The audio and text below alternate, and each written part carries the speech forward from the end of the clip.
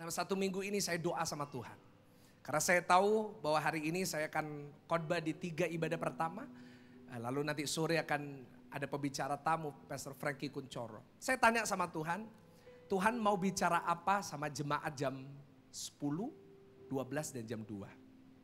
Ya, saya nggak tahu siapa yang bakal hadir, saya nggak tahu siapa yang bakal ibadah jam berapa dan jam berapa. Tapi Tuhan taruh satu hal dalam hati saya yang saya rasa saya perlu sampaikan kepada jemaat Tuhan. Yaitu Tuhan titip pesan ke saya ya. Bahwa ada saudara yang di ruangan ini, saudara yang hadir di ibadah ini. Hari ini saudara sedang kehilangan sukacita. Mungkin itu karena saudara habis kehilangan sesuatu yang berharga dalam hidupmu. Mungkin kau habis kehilangan pekerjaanmu, kau kehilangan orang yang kau cintai. Atau mungkin itu karena engkau mengalami kesusahan dalam financialmu, maupun saudara yang mungkin everything is okay, saudara punya uang banyak, saudara punya segala sesuatu, tetapi di dalam diri saudara ada kekosongan. Dan saudara, saya ingin katakan uang tidak bisa menjamin sukacita. Yang setuju boleh katakan amin. Karena saya sering ketemu dengan banyak orang yang kaya yang dalam dirinya gak ada sukacita. Ya. Saya sering ketemu dengan orang-orang kelihatannya, keren. Saya tuh pernah ketemu ya satu teman saya. Rumahnya tuh bagus. Saya tanya sama dia, rumahmu di mana sekarang? Dia ngomong Geraha Family. Darah Yesus. Ngomong Geraha Family gak bisa biasa saudara ya. Kalau di Surabaya kalau ngomong Geraha Family ngomongnya pasti luar biasa. Di mana? Geraha Family. Tapi saudara yang rumahnya gak di Geraha Family, saudara jangan minder. Meskipun rumah saudara di pinggir kali. Kalau ditanya orang rumahnya di mana, jawab aja Riverside Avenue. Ya kan? Kan bener Riverside pinggir kali kan saudara ya kan. Tapi waduh orang ini, rumahnya bagus gede di Geraha Family. Saya lihat tangannya. Jam tangannya bukan kelas ratusan juta Pak. Jam tangannya udah miliar. Mobilnya Porsche. Tapi saya ngobrol dengan dia.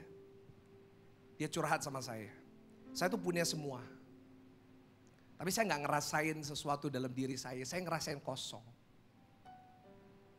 Saya ngerasain gak ada sukacita. Setiap malam kalau dia tidur harus minum obat tidur 4. Baru dia bisa tidur sampai besoknya. Saya kan katakan uang gak bisa jamin saudara bersukacita. Kalau uang bisa menjamin saudara bersukacita, gak ada orang kaya, gak ada artis yang bunuh diri. Dan hari ini saya berdoa, kalau saudara adalah orang yang saya maksud, kalau hari ini saudara sedang kehilangan sukacita, pulang dari ibadah ini saudara menerima sukacita yang datang dari Tuhan. Yang percaya berikan tepuk tangan yang paling meriah, tepuk tangan yang dahsyat. Saya ketemu dengan banyak orang beberapa minggu ini, mereka lagi stres, lagi gelisah, lagi depresi, lagi ketakutan. Mungkin gak kelihatan ya, mungkin di baliknya mereka sukacita, di baliknya ada senyuman, di balik Instagramnya, ada keren, sukacita, bahagia. Tetapi sedang ngalamin hal-hal yang buruk. Karena itu saya percaya sangat penting untuk kita memiliki sukacita. Yang percaya boleh katakan amin. Yang di sini saya mohon saudara ikuti saya, tepuk dada saudara katakan, aku harus bersukacita. Hari ini saya mau mengajarkan kepada saudara tentang sukacita, tetapi sebelum saya membahas tentang itu, bolehkah saya bertanya kepada setiap saudara yang hadir, menurut saudara sukacita itu apa? Dari mana datang sukacita saudara? Mungkin ada saudara berkata, Pak sukacita itu kalau saya punya rumah baru. Kalau punya rumah mewah itu saya sukacita. Pak kalau saya punya mobil baru saya sukacita karena saya udah bosan naik motor. Pak kalau saya bisa punya istri, itu saya bersukacita. Itu biasanya doanya para jombloan dan jomblowati saudara. Tuhan, kalau Tuhan kehendaki biar cepat punya pacar. Belum tentu bisa dapat sukacita. Apa sukacita buat saudara? Coba, di ruangan ini setiap kita punya definisi masing-masing tentang sukacita. Sukacita bagi saya belum tentu sukacita buat saudara. Setuju dengan saya? Karena itu hari ini saya gak akan bahas tentang sukacita saudara. Saya gak akan membahas apa lagi tentang sukacita saya. Tetapi saya mau membahas sukacita yang datang dari Alkitab. Kita buka sama-sama, kalau kita melihat sukacita dalam Alkitab, kita bisa buka sama-sama dalam Yakobus pasal yang pertama ayat yang kedua. Bagi saudara yang sedang kehilangan sukacita, hari ini ayat buat saudara. Karena di ruangan ini ada banyak mic buat yang di rumah bisa dengar suara saudara. Saya mau kita baca sama-sama dengan keras. 1, 2, 3. Apa saudara? Saudaraku, anggaplah sebagai apa? Suatu kebahagiaan, sebagai sukacita, sebagai kesenangan. Dilanjutkan apabila apa?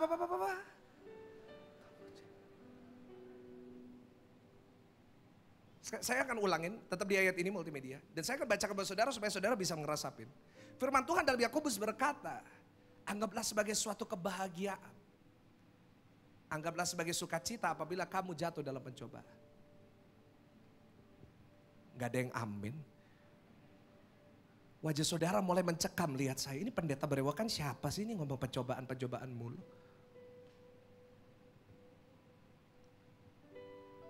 Anggaplah sebagai sebuah sukacita kalau kamu jatuh dalam pencobaan. Bahkan saya lihat dalam terjemahan bahasa Inggris. Saya ambil dari New Living Translation. Ini salah satu translation yang saya suka. Dikatakan, consider it an opportunity. When trouble comes, consider it an opportunity. Atau kesempatan. Sama-sama katakan kesempatan. For great joy. Anggap aja kalau kamu ngalamin pencobaan. Kalau kamu ngalamin masalah. Anggap itu sebagai kesempatan bagi kamu untuk ngalamin sukacita. Yang percaya boleh katakan amin. Dalam King James Version. Dikatakan count it all joy. Anggap itu sebagai sukacita sepenuhnya. Saat engkau ngalamin pencobaan. Anggaplah sebagai sukacita kalau engkau sedang sakit. Aminnya sulit kalau ini saudara. Anggaplah sebagai sukacita kalau engkau punya utang gak bisa bayar sampai hari ini. Anggaplah sebagai sukacita kalau mungkin suamimu belum pulang.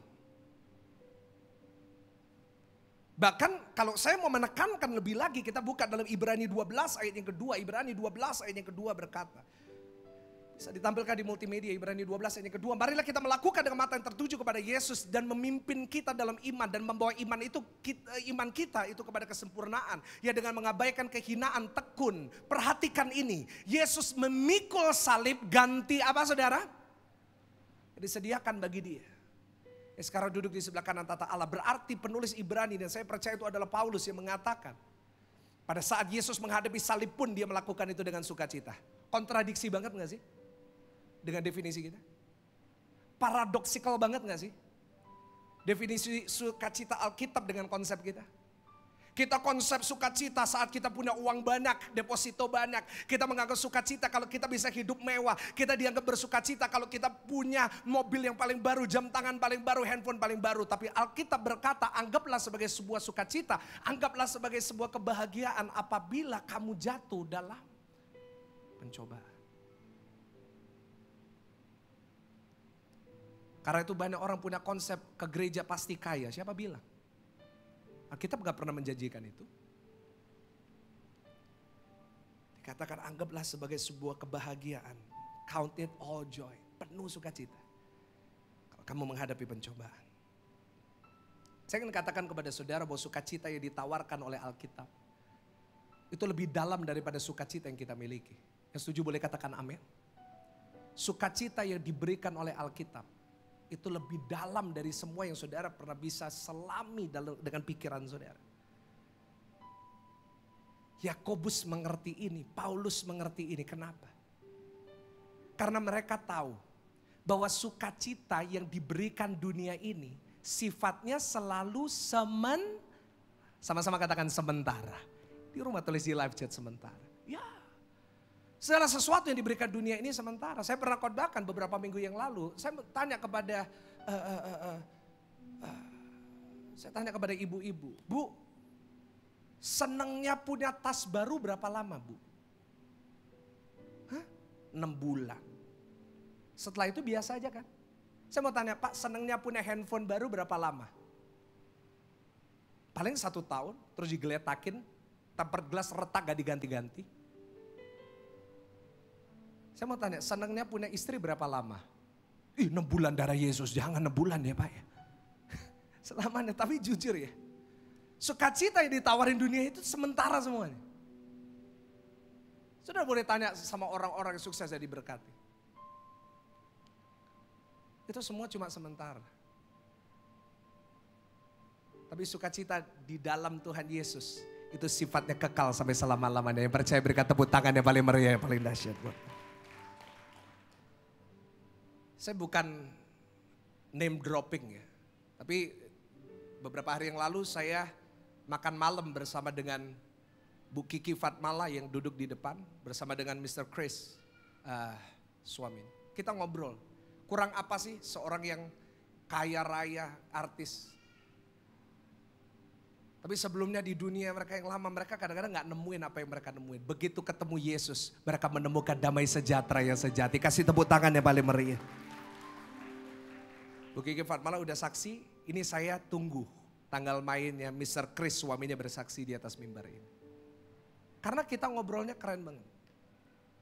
Seorang dari Malaysia, seorang yang sukses, konsultannya kapal api. Ih coba, kita konsultan kopi kenangan belum tentu saudara, ini kapal api. Menemukan damai itu dalam Kristus. Betapa hebatnya Tuhan Yesus. Berikan tepuk tangan sekali lagi buat Tuhan Yesus. Ya. Karena itu hari ini saya membawakan tema khotbah mendapatkan kembali sukacita. Boleh diulangi sama-sama apa? Mendapatkan kembali apa saudara? Tulis di live chat. Mengambil kembali sukacita. Getting back your joy. Kenapa saya katakan mengambil kembali? Kenapa saya katakan getting back? Kenapa saya mengambil kembali? Kenapa? Karena seringkali sukacita itu suka dicuri. Dan pertanyaannya gini, sebelum kita mengambil langkah bagaimana kita mengambil kembali sukacita, kita belajar sama-sama apa yang mencuri. Dan saya tunjukkan kepada saudara 3 poin. Yang pertama yang seringkali mencuri sukacita kita adalah melihat sekitar. Boleh diulangin sama-sama apa saudara? Melihat apa? Di rumah tulis di live chat dong, melihat sekitar. Kadang-kadang yang membuat kita gak bisa sukacita itu saat kita terlalu banyak lihat sekitar. Atau mungkin zaman sekarang bukan hanya lihat sekitar.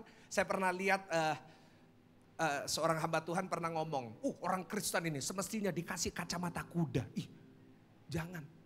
Ya. Tapi sekarang mungkin zaman sekarang bukan lihat sekitar. Tapi scrolling ini. Saya mau tanya saudara pernah buka Instagram atau buka Facebook lalu saudara merasa lebih buruk daripada sebelumnya? Pernah saudara habis buka itu rasanya gak enak hatinya. Atau mungkin saudara bete, saudara tahu bete? Butuh tati tayang. Pernah saudara? Kenapa? Karena kita selalu lihat orang lain. Jujur saya juga pernah ngalamin, karena itu saya bisa ngomong. Kita buka, wah. Kita lihat orang lain sukses, kita lihat orang lain lebih terkenal, kita lihat orang lain lebih diberkati. Kadang-kadang itu bisa mencuri sukacita kita gak sih? Saya ngalamin itu.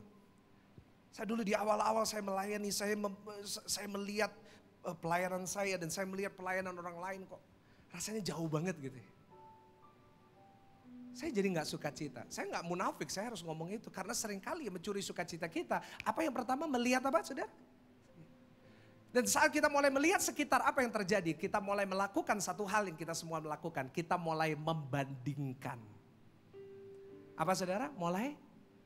Coba saudara datang sama keluarga, kasih tahu keluarga saudara, jangan suka banding-bandingin. Kita suka banding-bandingkan ya.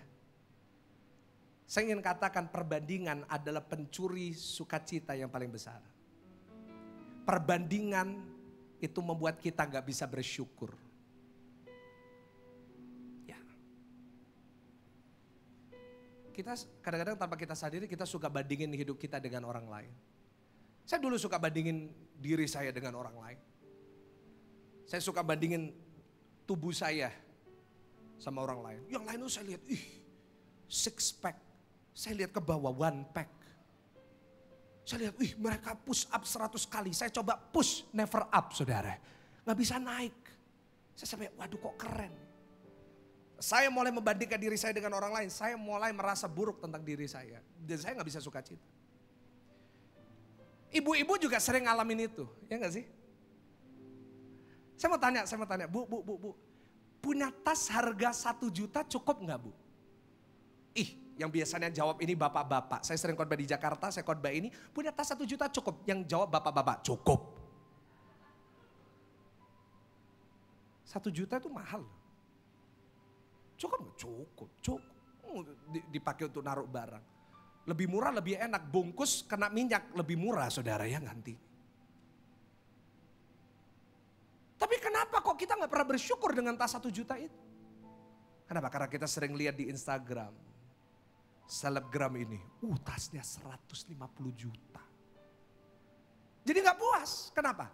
Bandingin. Saya mulai lihat bapak-bapak nyenggol istrinya. Tuh loh rungokno pendeta. Saya tuh kalau di mana-mana ya. Sama, di Malang juga sama. Bapak-bapak kalau saya ngomongin ibu-ibu selalu ngomong. Itu loh rungokno pendeta Ciami ini. Saya ngomong pak. Punya mobil 200 juta cukup nggak Pak? Avanza cukup nggak? Nggak berani jawab kan sekarang. Tapi kenapa pikirannya selalu mau beli Mercy? Karena kita bandingin diri kita dengan teman kita. Teman kita yang punya pabrik ini, punya Mercy, punya McLaren, punya ini. Kita juga mau. Kenapa? Perbandingan. Kadang-kadang kita suka bandingin anak kita dengan anaknya orang lain. Saya mau kasih pesan ya. Mohon saya mewakili anak-anak muda. Kepada setiap orang tua di sini. Saya mewakili mereka, saya banyak memimpin anak-anak muda. Saya mewakili dan saya ingin sampaikan, tolong jangan suka bandingin anak saudara dengan orang lain. Itu lebih sakit daripada saudara pukul anak saudara.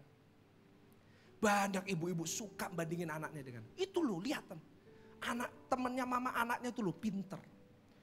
Kamu tuh nilainya 45. Kenapa kamu mau merdeka? Dari Yesus 45. Selalu bandingin, ada satu anak digituin terus sama mamanya. Kamu dulu kok gak pinter-pinter kayak anaknya temannya mama. Satu hari anaknya udah capek. Mamanya ngomong, kamu tuh kenapa gak bisa kayak temannya mama punya anak, nilainya pinter. Pinter itu anaknya temannya mama. Anaknya ngomong, iya ma, lihat dulu orang tuanya. Darah Yesus. Tolong jangan dicontoh ya saudara ya. Anak-anak muda tolong jangan pakai itu ya. Nanti saya yang disalahin. Tapi kita suka bandingin diri kita dengan orang lain. Saudara, orang yang hidup dengan selalu membandingkan hidupnya dengan orang lain pasti kecanduan. Dia udah sampai level tertentu, gak cukup, gak pernah bisa puas, gak pernah bisa bersyukur. Kenapa? Selalu hidupnya bandingin sama yang di atas. Hari ini saya berdoa biar kita gak bandingin diri kita dengan orang lain. Tapi kita bisa bersyukur dengan apa yang Tuhan berikan kepada kita. Yang percaya berikan tepuk tangan dulu, yang paling luar biasa buat Tuhan ya. Yang kedua apa saudara? Yang mencuri sukacita kita. Kalau yang pertama yang mencuri sukacita kita adalah melihat sekitar, perbandingan. Yang kedua bisa ditampilkan saat kita melihat ke belakang. Seringkali yang membuat kita gak bisa bersukacita adalah masa lalu kita. Sama-sama katakan masa lalu. Tanpa kita sadari masa lalu merupakan bagasi yang kita bawa. Kalau kita gak segera buang itu. Saudara, kalau hari ini kita hidup dengan masa lalu terus, kita hidup di masa lalu, kita gak akan pernah bisa sukacita. Setuju dengan saya? Habis. Karena orang yang hidup di masa lalu, lama-lama bisa kepahitan. Saya ingin katakan ya, gak ada di slide. Kita gak pernah bisa ngerubah masa lalu. Setuju dengan saya? Tapi masa lalu bisa ngerubah kita. Saya ulangin sekali lagi. Kita gak bisa ngerubah masa lalu. Tapi masa lalu bisa ngerubah kita. Ada orang pernah disakiti 20 tahun yang lalu. Sampai hari ini jadi pahit karena gak bisa ngampuni. Kita gak bisa ngubah apa yang orang lain pernah lakukan sama kita. Tapi kalau kita terus hidup di situ, kita gak akan pernah bisa menemukan sukacita. Ada orang sampai hari ini gak pernah bisa sukacita. Kenapa? Karena selalu ingat uangnya 200 juta ditipu sama orang 10 tahun yang lalu. Akhirnya akibatnya jadi orang yang temperamental, orang yang suka marah, orang yang suka emosi. Kenapa? Hidup di masa lalu. Rasul Paulus mengatakan dalam surat Filipi, aku lupakan yang di belakang. Aku lihat yang ke depan. Kenapa? Karena kalau Paulus melihat yang di belakang, kecewa Pak. Pasti stres Pak. Kenapa? Paulus dulu kaya, diberkati, dalam tanda kutip diberkati, dipandang di gereja. Orang yang punya nama, orang yang punya reputasi baik, tetapi di akhir hidupnya gak punya uang sampai harus jual tenda. Dihujat, dihina sebagai orang yang bodoh. Kalau Paulus melihat yang di belakang terus, dia pasti stres di akhir hidupnya. Kenapa? Karena kondisi yang dia alami gak sebaik dulu. Tapi Paulus mengatakan semua yang di belakang itu sampah. Kenapa? Sampah itu disimpan atau dibuang? Kita buang itu supaya apa? Supaya kita bisa fokus ke depan. Nah, saya percaya orang yang bisa bersyukur, orang yang tidak mengingat masa lalu tetapi bersyukur dengan apa yang ada. Saya percaya orang itu bisa mendapatkan sukacita dari Tuhan. Dan yang ketiga, yang pertama apa yang mencuri sukacita kita? Yang pertama melihat sekitar, yang kedua kita melihat ke belakang. Yang ketiga yaitu melihat jauh ke depan. Boleh ulangin sama-sama apa? Jauh. Orang yang selalu suka lihat terlalu jauh ke depan pasti kehilangan sukacita. Saya tuh pernah ya hampir nabrak mobil. Kenapa? Karena GPS. Saya tuh orangnya tuh suka lihat jauh ke depan. Jadi saya tuh sering buka GPS ya kalau pakai Waze atau Google Map gitu. Saya tuh suka zoom out. Terus saya tuh suka nanti di depan ini lewat jalan ini. Saya tuh suka kayak gitu. Jauh ke depan. Dan saya bernabrak karena saya lihat yang terlalu jauh ke depan. Yang di depan saya nggak lihat. Untung ada istri saya. Kok. Ih, darah Yesus, untung gak jadi nabrak, saudara. Tapi karena itu saya jadi hampir nabrak. Kenapa? Karena saya fokus dengan terlalu jauh di depan. Orang yang selalu hidup memikirkan terlalu jauh di depan, 5 tahun, 10 tahun ke depan, pasti bisa stres. Karena itu firman Tuhan mengajarkan kepada kita kesusahan satu hari cukup untuk, kenapa? Karena kalau kita terlalu mikirin jauh ke depan, pasti bisa ketakutan. Saya ambil contoh paling gampang, vaksin. Saya baru divaksin kemarin. Ya, kalau saya ngomong gitu langsung semua tanya, itu pakai Astra atau Sinovac? Ih, darahnya. Nggak tanya, saya nggak apa-apa, kayak selalu tanya Astra atau Sinovac. Saya disuntik Astra. Kenapa muka saudara ada yang ketakutan lihat saya? Saya semestinya udah dipanggil Sinovac 2 kali. Bukan dipanggil sama Sinovac, maksudnya dipanggil vaksin Sinovac. Tapi entah kenapa 2 kali saya dipanggil, selalu saya di luar kota. Yang pertama saya sama istri saya di Bali karena ngurusin weddingnya kokonya istri saya yang di Bali. Yang kedua saya lagi KKR di Jakarta waktu vaksin, jadi nggak bisa. Jadi akhirnya kemarin hari apa sih Selin ya? Jumat ya, saya divaksin Astra. Saya ngantri kan. Waduh, ngantrinya vaksin itu lebih rame dari KKR. Rebutan semuanya. Begitu namanya dipanggil kayak baru menang 1 miliar. Saya. Waduh. Saya tuh sampai kaget lihatnya loh. Saya divaksin dan duduk di paling belakang. Sebelah saya itu ibu-ibu, ya biasa ibu-ibu. Iki kira-kira Sinovac atau Astra yo. Lek Astra aku gak mau, aku wedi. Tapi saya lihat ibu itu waktu disuntik Astra gak apa-apa tuh. Justru iya gak apa-apa. Gitu. Tapi banyak orang akhirnya ketakutan gak jadi vaksin. Udah banyak panggilan gak jadi, kenapa? Karena terlalu mikirin jauh ke depan. Buktinya saya gak apa-apa. Memang ada yang kena efek samping. Tapi sebagai dokter saya ngerti, saya sekolah dokter kan dulu. Kalau ada efek samping, panas atau apapun, itu memang efek tubuh kita melawan. Karena itu sesuatu yang asing. Nah tubuh kita kalau kedatangan sesuatu yang asing, pasti dilawan. Yaitu akhirnya kita jadi panas, bukan membahayakan nyawa. Gitu semestinya. Tapi banyak orang akhirnya gak jadi, kenapa? Ketakutan. Tapi gak apa-apa ya. Saudara mau Sinovac, mau Astra, mau Pfizer, mau Johnson & Johnson, mau vaksin apapun yang penting kita disertai Tuhan pasti aman. Ya kasih tepuk tangan yang paling luar biasa ya. Saya nggak akan lanjutin tentang vaksin, soalnya nanti dipikir saya ambasador vaksin ya, saya nggak mau. Ya tapi saya mau ingatkan kalau saudara dikasih kesempatan vaksin silakan vaksin ya, nggak usah takut 666, nggak ada. Ya kalau 666 itu di dahi dan di tangan. Nah gimana caranya disuntik di tangan terus bisa lari ke batok kan gitu kan, nggak mungkin. Ya jadi itu sesuatu yang sangat gak intelektual, jadi tolong jangan dipercaya yang wow antikris, itu bukan.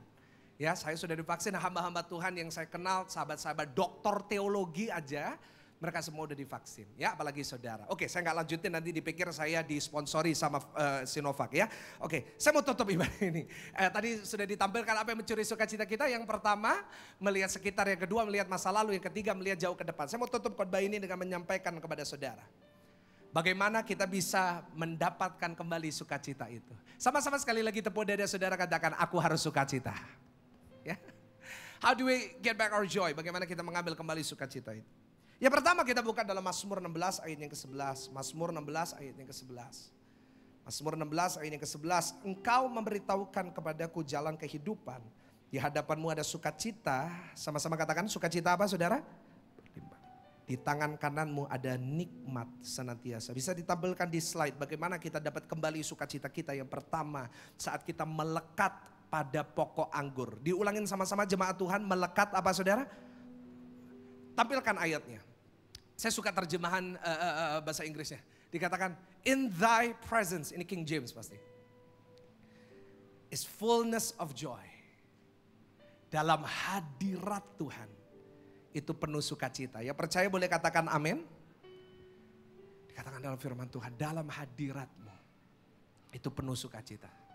Saya percaya dalam hadirat Tuhan pasti ada sukacita. Tapi boleh saya bertanya dulu sama saudara, tolong bantu saya jawab. Hadirat Tuhan itu di mana?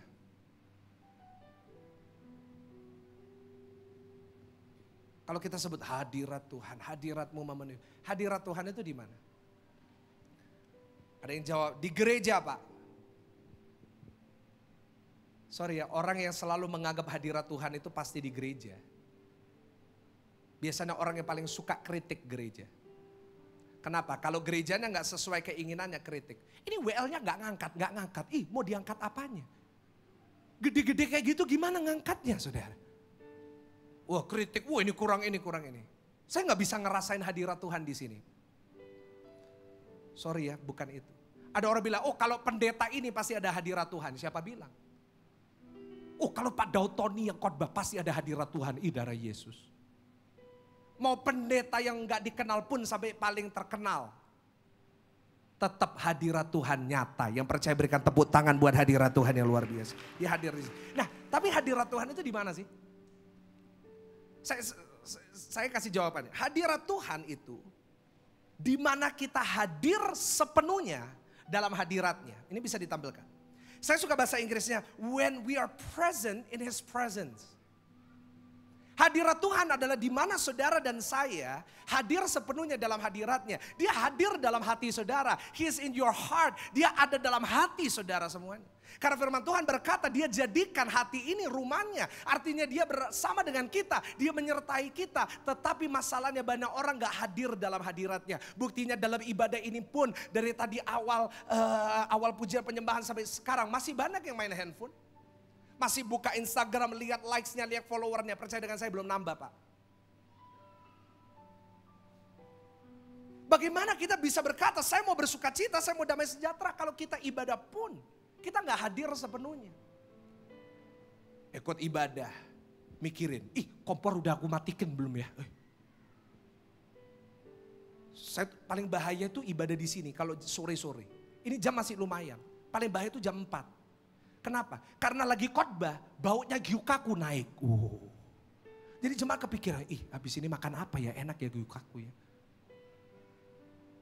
Loh, banyak orang mau dapat damai sejahtera dari Tuhan tapi gak pernah hadir dalam hadirat Tuhan.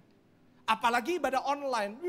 Ibadah online lagi tengah ada pujian penyembahan, WL-nya lagi nangis, notification muncul, dipencet notification. Kasihan WL-nya. Tengah ibadah, saya tuh sering lihat ya, saya tuh suka di sana. Suka lihat yang daerah sini, yang di sini saya lihat dari CCTV. WL-nya udah semangat kayak gitu. Coba saudara cari yang lebih semangat dari Pak Vigo itu. Yang rambutnya paling tebel tadi di situ. Wah lompat, wah keringat itu sampai banjir, membanjiri mimbar ini. Udah semangat, ada jemaat itu di sebelah sini, saya gak mau nyebut namanya. Dia lompat-lompat, ada jemaat itu gitu. Gimana kita bisa pulang dengan sukacita? Kalau saudara pulang dengan gak ngerasa apa-apa, ya salah saudara, bukan salahnya WL-nya. Bukan salah gerejanya, jangan mau di gereja ini gak ada hadirat Tuhan. Siapa bilang? Orang yang berada dalam hadirat Tuhan, hadir dalam hadirat Tuhan. Dimanapun dia boleh berada, dimanapun dia beribadah, dia tetap bisa ngerasain Tuhan. Berikan tepuk tangan yang paling luar biasa, tepuk tangan. Di saat-saat dia sedang menderita, dia doa, dia tetap bisa ngerasain Tuhan. Dan saya berdoa hari ini saudara berada dalam hadirat itu. Baca Yohanes 15 ayat yang ke-11. Yohanes 15 ayat yang ke-11. Semuanya itu kukatakan kepadamu supaya, sama-sama katakan apa? Suka ada di dalam kamu dan sukacitamu. Nah, apa yang Yesus maksud? Kukatakan kepadamu sukacitamu, aku tinggal di dalam. Kita harus ngerti konteks dulu. Kita baca ayat, gak boleh hanya satu ayat, ngerti konteks seluruhnya dulu. Nah, kita baca ayat 4, ini konteksnya. Jadi Yesus pakai ayat tadi 11 itu untuk menutup penjelasan atau perumpamaan tentang pokok anggur. Baca Yohanes 15 ini keempat. Katakan sukacitaku ada di dalam kamu. Gimana sukacitaku ada di dalam kamu? Ada di ayat 4. Tinggallah di dalam aku dan aku di dalam kamu. Sama seperti ranting tidak dapat berbuah dari dirinya sendiri. Kalau ia tidak tinggal pada pokok anggur, demikian juga kamu tidak berbuah jikalau kamu tidak tinggal di dalam aku. Artinya apa? Kalau saudara dan saya mau menerima sukacita yang penuh, kita harus melekat sama pokok anggur. Yang setuju boleh katakan amin. Yaitu melekat sama sumbernya. Diulangin sama-sama sumbernya. 1, 2, 3 apa? Kalau kita ini dekat sama sumbernya, kita gak akan pernah kekurangan. Setuju dengan saya? Saya tinggal dekatnya depo air isi ulang. Saya gak pernah kekurangan air isi ulang. Kenapa? Dekat sumbernya. Kalau saudara nginep di hotel ini, di mall ini, saudara gak akan kekurangan makanan. Kenapa? Tinggal turun langsung restoran. Kalau saudara dekat sama sumbernya gak akan kekurangan. Begitu juga kalau saudara dekat sama sumbernya yaitu Yesus, gak akan pernah kekurangan sukacita. Ya percaya berikan tepuk tangan yang paling luar biasa. Pertanyaan saya adalah sumber saudara siapa? Sumber saudara uang atau Tuhan? Kalau sumber sukacita saudara ada di uang, saat uang gak ada saudara gak dapat sukacita. Tapi kalau saudara sumbernya adalah Yesus, dia gak akan pernah meninggalkan saudara dan saya. Percaya katakan amin. Paling enak itu melekat dekat sama sumbernya. Dekat sama Tuhan itu enak, pasti tenang, pasti damai. Ya saya belum sempat khotbahin di ibadah ini. Minggu lalu saya cuma jam 4 sama jam 6. Saya khotbah 15 menit. Besok saya upload di YouTube channel besok pagi jam 10. Saudara bisa dengerin. Saya itu pernah sekali sama istri saya, kami dapat berkat ke Australia. Ya waktu itu kita dari Surabaya transit dulu ke Singapura.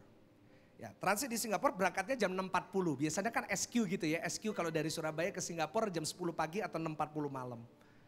Nah saya berangkat yang 6.40 sampai sana jam 9. Nah waktu saya sampai di Singapura, saya lihat di screen besar. Pesawat saya ke Sydney di cancel. Waduh, pikiran saya kalau sampai di cancel artinya nanti semua plan saya, sewa mobil, ada tiket pesawat domestik, semua akan hangus kalau saya ketinggalan pesawat malam hari itu. Tapi di cancel. Nah saya akhirnya coba cari solusi. Saya datang ke counternya SQ. Saya ngantri panjang karena di cancel pesawat. Saya ngantri, terus saya sampai di depan. Nggak taunya yang melayani hari itu tuh kepalanya SQ. Waduh tulisannya Mr. Hussein. Waduh. Saya bilang, sir can you please help me? Dia jawab saya, don't worry I will help you. Nah dari situ saudara tahu itu orang apa ya saudara. Don't worry I will help you. Saya ngomong, don't worry I will put you in another flight. Oke. Saya oke, thank you very much. Wah dia bantu, dia selesain. Lalu dia kasih saya tiket yang baru. Waduh, saya senang saudara. Akhirnya saya nggak jadi ketinggalan pesawat. Saya ditaruh di flight lain. Saya ngomong, sir, how can I repay you? Dia ngomong, don't need to repay me, no need. Saya bilang, I need to do something. Okay, you write a letter of recommendation for me. Okay. Jadi saya nulis surat rekomendasi ke atasannya di SQ. Saya ketik email, saya kirim. Sampai di Sydney, 3 hari, 4 hari saya di sana. Saya di WA sama Mr. Hussein. Dia katakan bahwa thank you so much, aku dapat kenaikan jabatan. Waduh, saya senang ya saudara ya. Dapat kenaikan jabatan. Lalu 10 hari lewat, saya transit lagi. Kembali ke Surabaya, transit di Changi Airport. Nah waktu saya transit di Changi Airport, saya punya waktu 6 jam. Saya keliling, saya lihat. Akhirnya saya sampai di toko Apple. Nah waktu itu gereja belum secanggih ini ya. Kita komputernya masih yang tua. Nah saya tuh mau beli iMac buat gereja. Wah 27 inch. Tapi masalahnya adalah terlalu besar. Gak bisa masuk di cabin. Harus masuk di bagasi. Nah kalau di bagasi sampai di Juanda. Terus dibanting-banting. Kalau rusak saya harus kembali ke Singapura. Oke. Saya coba cari solusinya. Saya cari orang SQ, saya cari orang Apple Store, saya tanya cari solusi. Mereka ngomong, you cannot bring it inside the cabin. Harus masuk bagasi. Saya keluar dari toko itu saya kebingungan. Waduh gimana ini ya. Tiba-tiba dari belakang saya ada yang nepuk pundak saya. Saudara tahu siapa? Mr. Hussein. Dia ngomong, how are you man? Saya ngomong, I need your help again. Dia ngomong, how can I help you? Saya jelasin masalahnya. Dia ngomong, don't worry, I will help you. Nah lagi saudara ya. Saya ngomong, oke, seriously? Oke. Saya beli, gedenya tuh gede banget. Saya bawa ke gate. Waduh, saya bawa ke gate. Yes, bisa ini, pasti dibantu. Waktu tiba di gate, mau masuk ke X-ray kan. Tiba-tiba ya security-nya di Changi Airport stop saya. Hey, stop. Who say you can bring that inside the plane? You don't know that one is so big you have to put it in the baggage. Ya, saya sekolah Singapura dulu ya, jadi mirip-mirip saudara Inggris. You have to put it inside. Saya ngomong, but. Wih. Put it, check it in now. So, but sir, di ujung sana dekat pintu, Mr. Hussein dada. Yo, sir. What you want? Begitu orang ini, Ence ini lihat orang Mr. Hussein, dia langsung go inside. Dia lupa saya X-ray, jadi barang saya nggak di X-ray. Semua ngeliatin aja. Saya masuk, cek tiket, saya duduk. Saya beberapa menit kemudian tiba-tiba ada suara di speaker. Boarding call to Mr. Go Michael Gunawan. Saya mau tanya, biasanya kalau pesawat yang boarding duluan siapa? Business class. Ini yang dipanggil duluan siapa? Pendeta saudara. Gak perlu tepuk tangan, ngapain tepuk tangan saudara ya? Aduh, itu kebetulan. Waduh, semua ngeliatin saya ngelewatin business class. Saya ngomong, shalom gimana kabarnya? Wih haleluya. Saya ngelewatin ekonomi, haleluya puji Tuhan Pak. Semua ngeliatin saya, siapa pria berewokan ini? Saya ditemenin jalan sama Mr. Hussein. Waduh, masuk pesawat kan lorongnya ada 2. Lurus ekonomi, kiri siapa? Business class. Saya dibawa ke business class. Waduh. Begitu ketemu pramugarinya saya baru sadar. Pramugari business class lebih baik dari ekonomi class. Kalau di ekonomi class, what seat number? Oh 35B, go right. Kanan. Kalau business class ya, Bu Kiki ya, Mr. Chris ya, biasa business class. How are you? Mr. Gunawan, it's so good to meet you. Okay, let me help you with your baggage.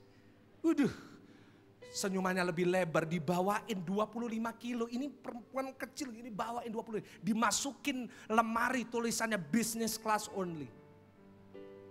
Dia masukin terus dia ngomong sama saya, okay sir, now that your baggage is in here, which seat number are you in? Kursinya nomor berapa? Number 1 or number 2? Terus saya ngomong, oh 35. Dia ngomong, what 35? You go back.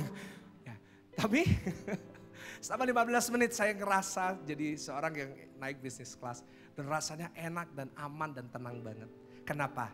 Saya ditemani sama siapa? Mr. Hussein. Hari ini yang menemani saudara bukan manusia. Tapi raja di atas segala raja yang sanggup berperang untuk saudara dan memberikan kemenangan. Berikan tepuk tangan yang paling dahsyat. Dan sebagai penutup yang terakhir. Yang pertama, bagaimana kita bisa mengalami sukacita Tuhan, mengambil kembali sukacita. Yang pertama, melekat pada apa saudara? Pokok anggur. Yang kedua, Yakobus 1 ayat yang kedua. Yakobus pasal yang pertama ayat yang kedua. Yakobus pasal yang pertama ayat yang kedua. Bisa ditampilkan Yakobus 1 ayat yang kedua. Ya dikatakan, berkatalah ia, ini Amos. Dari Yesus dari Yakobus ke Amos. Yakobus 1 ayat yang kedua. Sama-sama dengan keras 1, 2, 3. Saudara-saudaraku, anggaplah sebagai suatu kebahagiaan apabila kamu jatuh ke dalam berbagai. Yang kedua, bagaimana kita bisa mengambil kembali sukacita kita saat kita menetapkan prioritas kita. Boleh diulangin sama-sama apa saudara? Tentukan prioritas. Ya di rumah tulis di live chat saya ada tulis ini di LCD ya. Tentukan prioritas. Saya tetap di sini ya multimedia. Dikatakan Yakobus 1 ayat yang kedua, anggaplah sebagai, tadi bahasa Inggrisnya kan, anggaplah sebagai sebuah kesempatan untuk kamu bersukacita. Kenapa pencobaan bisa membuat kita sukacita? Karena saya tulis karena seringkali pencobaan akan mengatur kembali prioritas kita. Contoh, Seorang yang sehat sama orang yang diabetes, kencing manis, prioritasnya pasti beda. Setuju dengan saya? Kembali ke kamera. Setuju dengan saya? Kalau orang sehat, dia nggak peduliin kesehatannya kadang-kadang. Sukanya minum boba. Nah di mall ini saya hitung ada 7 boba. 1 baru tutup jadi tinggal 6. Ya kita suka boba, kita pecinta boba. Termasuk yang sedang bicara. Ya saya sering kalau jemaat tanya sama saya, Pastor Michael, kalau milih boba suka boba yang mana? Ih gak tanya kabar saya kayak selalu tanya boba. Saya gak nyebut karena saya gak di endorse jadi saya gak boleh milih saudara. Tapi kalau saya di endorse favorit saya adalah ya nantikan dulu di Instagram saya @psmichaelgunawan. Nah, orang yang sehat pasti suka minum boba. Coba itu 1, 2. Wah, kalau ini lebih juicy, kalau ini lebih creamy, kalau ini lebih empuk ya. Tapi begitu orang sehat itu kena kencing manis, saya mau tanya bisa nggak minum boba sebanyak itu? Kenapa? Prioritasnya berubah. Kalau dulu prioritasnya keenakan, wah milih yang paling enak. Tapi sekarang prioritasnya apa? Sehat. Coba orang dulu yang yang gagah besar, umur 40-an kan, pria umur 40, gagah-gagahnya, sukses. Ya, kamu harus check up loh, kamu check up jantung full ya, kamu kan harus untuk menjaga. Selalu ngomongnya, gak ada waktu, meeting. Tapi coba umur 50 dia kena stroke ringan, saya mau tanya ada waktu gak ke dokter? Ngantri 4 jam ketemu dokter dia rela, kenapa? Pencobaan, masalah, akan mengatur kembali prioritas kita. Yang setuju boleh katakan amin. Sebagai penutup pemain musik silakan naik, WL silakan naik. Apa prioritas kita hari ini?